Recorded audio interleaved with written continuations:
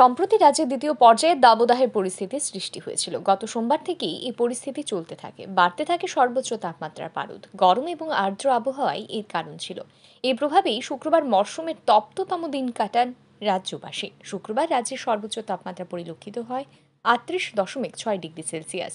শনিবার সকালে ঝড়ো বাতাসের সাথে বজ্রসহ বৃষ্টিপাতে ভিজে রাজ্যের বিভিন্ন এলাকা।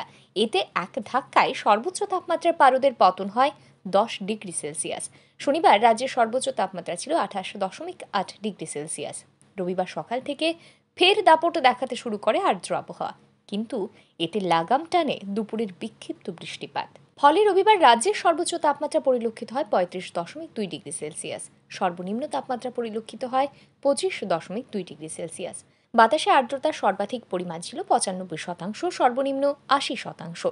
এদিন আগরতলা বিমানবন্দর সংলগ্ন মেট্রোলজিক্যাল সেন্টার আগরতলা সূত্রে জানা গেছে, আগামী 5 দিন 30 থেকে 35 ডিগ্রি সেলসিয়াসের মধ্যেই আবদ্ধ থাকবে সর্বোচ্চ তাপমাত্রা পারদ।